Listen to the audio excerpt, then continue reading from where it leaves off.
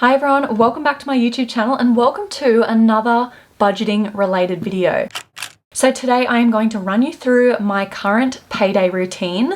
So I get paid every fortnight and I look forward to doing this routine. I find it so fun. I make myself a nice little drink. Today we have soda water with a little bit of lime, and I usually like to also light a candle to create a little bit of ambience. Last week I shared with you a new candle that I purchased from Dusk, and then today I have another one because I realized I needed one for the living area. So I thought let's switch things up today and I'll use this one. So this is from the brand Sand and Fog. I purchased it from TK Maxx last week and it's in the scent Coconut and Palm. It smells amazing, and one of the main reasons I went for it is because this little ribbon here says Mr. and Mrs. So I thought this one was very appropriate for the month coming up, and I have actually already lit this because it's Sunday here today. I gave the house a big speed clean this morning, and something I love to do after cleaning the house is light a candle on our island bench. So I lit this one, but yeah, I wanted to share it with you anyway. I'm going to push that all the way to the side because sometimes a candle can mess with my lighting. So as we go through today's video, I want to shed a little more light on how the cash budgeting system works for me, because I don't actually use cash to buy things. I found it didn't work for me and I would rather just use my debit card. So I'm sure some of you are thinking, okay, well, how do you even use this method if you're not spending cash? And that is simply because I use this system for savings challenges only, and everyday expenses, bills, mortgage, all of that comes out electronically, and whatever is left I will use for budgeting. And as soon as I hit $1,000 in my binders, I will go and put that money back in my account. And the reason I even decided to start using this method is because I found that if I have, for example, $3,250 in my savings account, I am very likely to see something I like, pull the $250 out and use that. If I am around the $3,000 mark, I will not touch my money because I don't want to go under like $1,000 amounts. So I worked out that if I do all of the saving out of my bank account and I just leave it at full numbers, like 2,000, 3,000, I hope I'm making sense, then I'm less likely to pull that money out of my savings, and it has been working a treat. So you can call it a lack of self-control, but honestly, that is just how my brain works. So if I do all the savings in here and I just go and deposit $1,000 amounts, I am far less likely to spend it. At times I will use cash. So for example, I have an envelope called appointments, so I will use cash for things like that, but general day-to-day expenses, I just use my debit card. So in here we have cash from the binders. So I am simply just reusing the cash that I pulled out in the very beginning. So if any one of you have worked in hospitality or you've dealt with cash floats, I'm pretty much using the same thing. I have a float of around $1,000 to $2,000 for cash stuffing, and then the money that kind of gets transferred around is digital. So I hope that makes sense. But if any of you are sitting there and you think, I don't want to use this method because I don't like spending cash, places don't take cash, I don't like owning a lot of cash in my house, well, the way that I do it might work for you. So in here I have about just under $1,000, and this is what I will be cash stuffing today. So today I will be stuffing $990, and my amounts change every single week because it depends if I've had payment from Etsy, collaborations, or YouTube. So that is why my amounts will kind of change. But today this is what we are working with. So I will be using my iPad. In Notion, I have basically set up a little bit of a budget tracker in here, and I will just go through, I'll keep this to the side and make sure that I kind of pre-planned what I want to go into each account. So I'm just going to sit this to the side, and it's just a really great way to keep track, and then at the end I'll input all the amounts that I ended up with. So we're going to start with my personal binder. In my last video I shared with you exactly how I set up my binders, so if you missed that and you're interested, I will leave that video link somewhere on the screen. So in here, personal is related to anything that is coming up that is related to me in particular. So in here I have appointments. I also have a bit of a sticky note in here just to keep track of what's coming up. So bridal makeup, I still have an amount owing of $790. Haircut, I want to put aside around $150. That should be more than enough because I don't get my hair colored or anything. I simply get it cut. The tan that I'll be getting before the wedding is $40 and my brows are $20. So in total, that is $1,000 that I need to have ready to go in this envelope between this pay and the next one. So in here currently, I believe we have $250. So yeah, a little bit to go. And today I am going to stuff, what did I say? I wanted to stuff an additional $400. I'm going to keep this sticky note in there just so I know what is allocated for which appointment. So that's appointment. In car maintenance, we are going to be doing $50 because that is what I like to do. Every time I do cash stuffing, I try and put aside $50 for my car maintenance savings challenge. So I found this silver Sharpie when I was cleaning out one of my cupboards the other day, and I thought, oh my gosh, that is going to be perfect for my cash stuffing challenges, because what I was using before was a whiteboard marker and it started to come off. So you want to be using a permanent marker when it's laminated, because if you use a cotton pad with a little bit of nail polish remover, you can take it all off. So I am going to be doing $50 in here.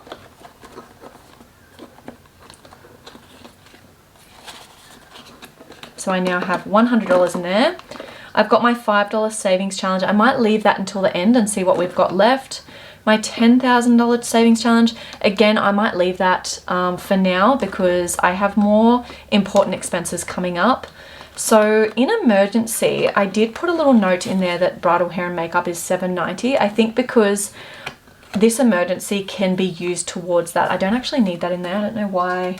Maybe I accidentally doubled up. And I do go through each binder a couple of times as I go through my routine, because I just like to start with the high priority envelopes, and then just depending on what's left, I might go back through. So for now, that will be it. I then have my gifting binder, which I just like to chip away at, and there's no set amount. So I think for birthdays, there's nothing in there because we had a family birthday last week and I used the funds that was in here to purchase those gifts. So I am just going to put $50 aside just so I'm ready for anything coming up. Date night, I might skip date night because with a honeymoon coming up, that's enough date nights there. Holiday fund. So what have I got left in here? So this is a $1,000 holiday fund challenge. I've been doing it now for the past few months, and I now have left 2, 4, 6, 8, 10, 12, 14, 16, 18, 20, $200 left. So I think I'll go ahead and put $100 in there. I am so glad that I did this savings challenge because this is purely for treating myself. So I've got a couple of things on my wish list that I'm thinking about getting either just before we go away or whilst I'm at duty free. So I have the Chanel tinted serum. My sister has it. It's amazing. I really want that. I also want to get the Rhode Bieber skincare kit. I think it's only around $120 and you get a bunch of different products. So I really wanted to try that out and thought that would be great to take with me. I am also looking at purchasing some kind of SPF body lotion that has a little bit of shimmer in it. So I know there's one from Chanel, there's one from Naked Sundays, there's one from bunches of different brands. If you have any that you want to recommend, let me know. But I thought it would be nice when I'm laying on the beach sipping a cocktail in the south of France to apply some kind of shimmer sunscreen, just as something different to have a little fun. So that is what I'm kind of putting those funds aside for. Plus, whilst I'm on holiday, if I see any nice knickknacks or souvenirs, I can use that money as well. Then we've got Easter. I am going to skip this one for now. Mother's Day has been, so I'm thinking once we get back from our holiday, I'll start stuffing these envelopes. Father's Day, I do have $25 in there because I like to get Dad a little gift. I might do another $20 in Father's Day. Halloween is coming up in October. Do I want to stuff Halloween yet or do I wait until we're back? Yeah, I might do $20 in Halloween. This is just to purchase like a little Halloween candle or some kind of house decor. We then have Christmas. So again, I've got another savings challenge in here. So I am going to put away $50. This is one of those savings challenges I do not want to skip out on because before I know it, it'll be Christmas and I'll be so thankful that I had started putting money aside for it. So they are all the main envelopes that I want to stuff this time round. Again, like I said, I might go back through them. So here we have my business binder. So it's going to start looking a little bit different because I have now opened up a business account, and anytime I get paid from Etsy or anything, it's going straight into that account. So I don't know if I'll continue this business binder for much longer, because I do plan for all of my business related income and expenses to just stay on that account. So in here we've got a couple of, this is my tax envelope because tax is coming up. I've got a savings challenge of $2,500 that I want to have ready. I'm definitely going to need more than that, but I thought, you know what, let's just do what we can. I've got a placeholder of, we've got $1,000. Maybe I'll swap that around. So guys, I made a bunch of placeholders myself on vellum, but I'm having issues with the ink transferring. So before I even think about selling them on my Etsy store, I want to make sure that I have this technique kind of down pat, because I don't want you guys to receive them and then you find they're smudging or anything. So I still need to work on that, but I do have a couple of cash stuffing related digital downloads and some physical dashboards available on my Etsy store. Dashboards like these ones here, where it's just printed onto card. I have a couple of packs available on my Etsy, so I will leave that link below. So yeah, in the tax envelope, we've got $1,400 currently. I might stuff another, what do we got here? $50 amounts. I might stuff another $100. Post box, I've got nothing in there. Should we do, I might just do $20. We may as well start chipping away at it. It's only $150 a year, but again, I may as well start chipping away at it now. Vintage bags. So I mentioned in my last video that I do have a couple of vintage handbags on my radar that I want to purchase when I get back from Europe. So I am going to start budgeting for those. So that's another $50. Etsy stock, what have we got in here? A couple of hundred. I might leave that one for now. Tech, again, I might leave that. Packaging, I've just purchased more business cards, packaging and everything for my Etsy store. So I'm actually, should I use that for something else? I might take out the $100 because I don't need any packaging now for at least the next 6 months. And I might put that into Etsy stock instead. So that is good for packaging. YouTube giveaway, I want to do a 15,000 subscriber giveaway, so I'm going to put another 50 into there. Planner accessories, I think I'm just going to put $10 because the next big planner reset I'll be doing is in the new year. So I guess I'll just start cash stuffing for that because I might want to purchase a new binder for that. So that is it for my business related expenses. Now let's move on to my treat yourself binder. So what have we got in here? So Chanel Beauty, we currently have $50, so I want to put another $50. I think the product that I want is $180, so I'll just keep budgeting for that. Next one is fashion. I just sold a bunch of stuff on Depop, so I currently have a couple of $100 in my PayPal account, so I will not be stuffing that one. Bedding, that is something I'll start stuffing when I get home from my honeymoon because it's just not on my priority list right now. Hair products. So I did buy some hair products, so I can unstuff this one. So on my wish list for hair, I had heat protectant spray, and then I also needed some more dry shampoo. So there was a huge sale going on at my local grocery store, so I purchased this dry shampoo, which is super nice. It's from that brand OGX, and it's in the scent coconut milk. So I purchased that, I believe it was around $7. And then for heat protectant spray, I went with this one. This is just the Tresemme heat protectant spray, and it goes up to 230 degrees. So that one I think was around $10. So I had budgeted $50 for heat protectant spray and dry shampoo, and it came way under. So I guess I could start budgeting for more shampoo and conditioner. I really want the Kerastase, which I believe is around $100 if you want the shampoo and conditioner. So I'll add that to my wish list. And now I know that that's something I'm wanting. So let's just go with, because the current shampoo and conditioner I'm using, there's still plenty of it. So let's just do $20.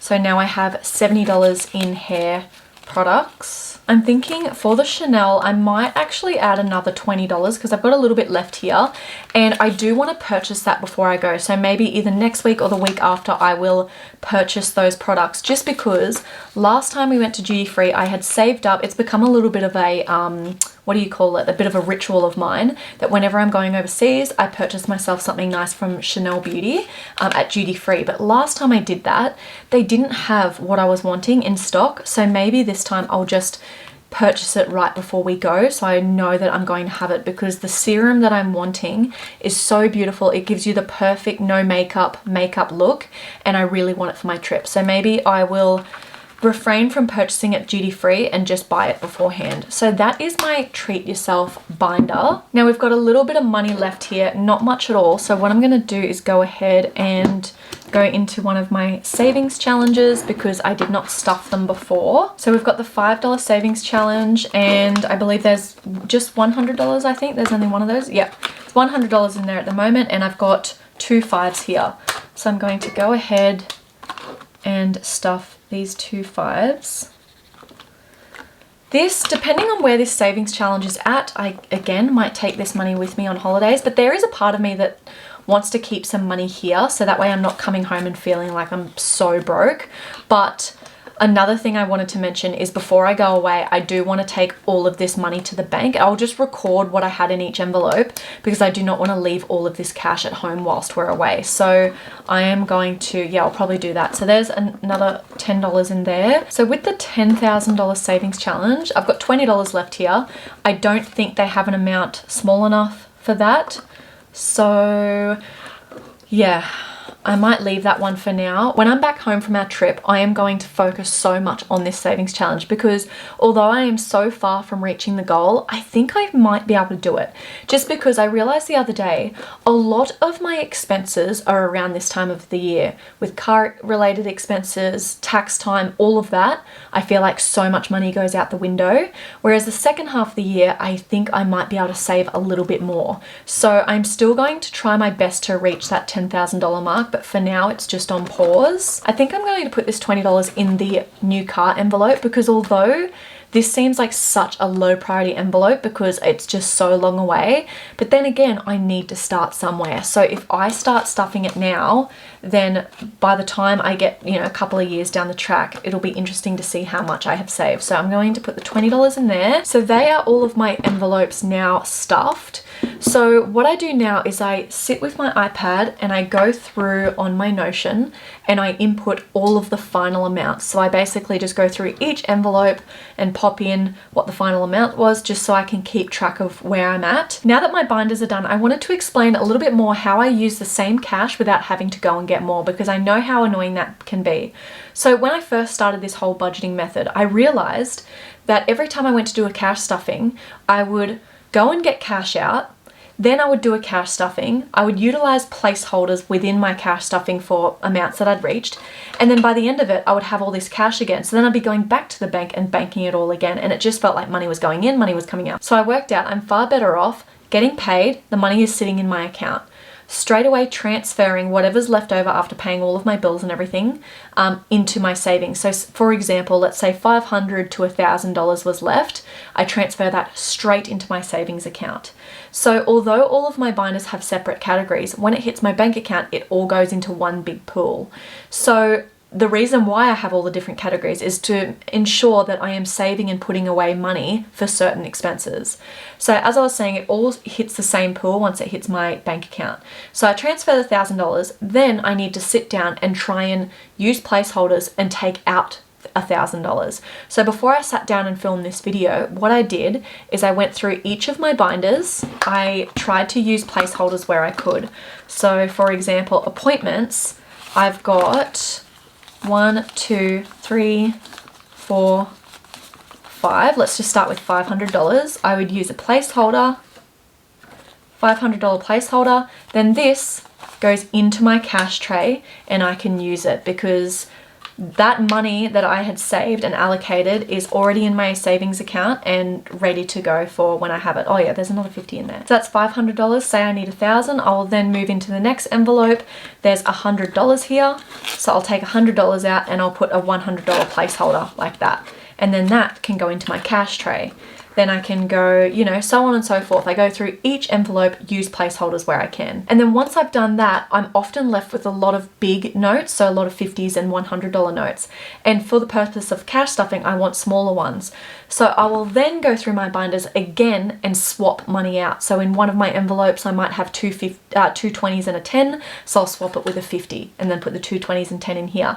And so far, it's been working for me so well, and every single time I get paid, I have money ready to cash stuff, and I've got money already in my savings ready to go to the bank. So it cuts out me having to go and get more cash out, and it cuts out me having to go and bank a lot of cash as well. Absolutely love using this method. And then, like I said, maybe once a month, maybe once every 2 months, there will be a time where I have to go and bank some cash, or I have to go and get certain dollar values out.